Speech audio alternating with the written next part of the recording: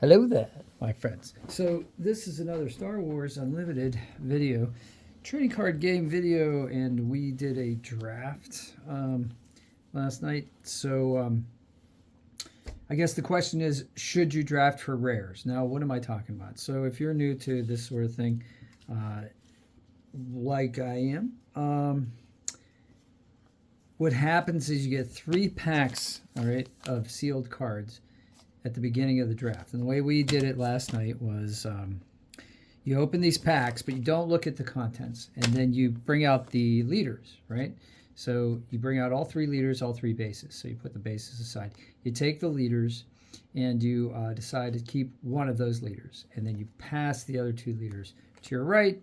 And then you get 2 from your right, and you take one of those and you pass it, and then you get 1 left. So you get 3 leaders that you can choose from. And then you take the bases. You'll be able to get any color base you want, so don't worry about that. But basically what you're doing is you're trying to figure out, is this a leader that you're going to want to play with later that night? Because you're going to have to play 3 games. That's what we did, 3 games, 3 rounds, 1 game in each round. And it's win or lose, and if you win, you win a pack, right? So if you get 3, you get a chance to win 3 more packs if you win, if you sweep, right? Here's the thing. You have to try to make a deck that you can play with, right? So you need these aspects. You got to match the aspects, and you got to get something that's good for the leader. So like this one's smuggle, right? So with Lando, you got to have a lot of smuggle cards. Well, what if there aren't a lot of smuggle cards in there, right? So so that's the problem.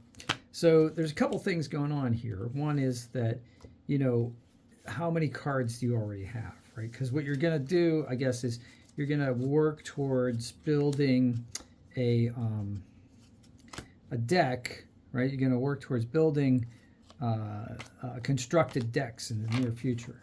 So like last night I had 2 Hondos and a Ray. And so I made a Ray deck basically, but what I did really was I drafted for like unique cards. So like this is a hyperspace Hondo, so I kept that as a hyperspace base. So I kept that, and I basically like this card got passed to me, this Final Showdown. So this is a legendary hyperspace card. So I took it. I wasn't going to use it. I mean, because I don't know. I took it because I liked it, and it's worth money.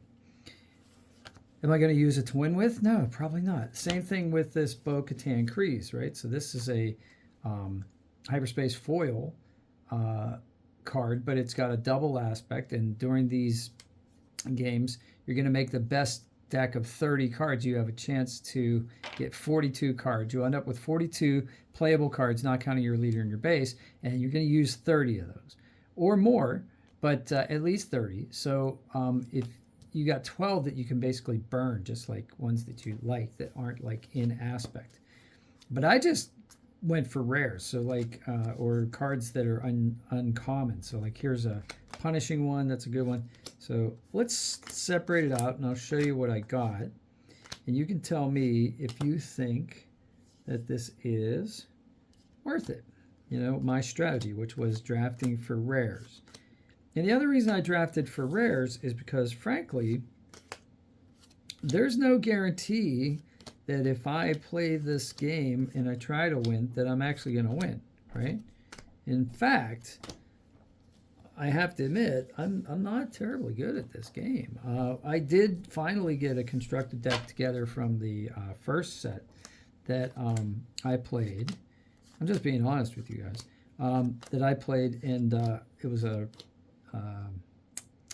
yellow Sabine deck, and I started to win with that, but just as I did, the second set came out. So I'm going to try to add to that deck and make that deck better with second set cards. But here, okay, so here's a for instance. All right, so I got 1 legendary that day, last night, and then I ended up with a bunch of rares. So yeah, out of 3 packs, if I just had 3 packs of cards, I would end up with a legendary or a rare in each pack, right? Guaranteed.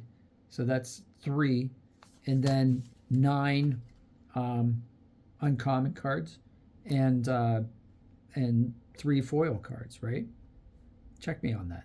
So what I ended up with really though was 1 legendary card, final showdown, and 1, 2, 3, 4, 5, 6, 7, 8 rare cards instead of 3. Okay.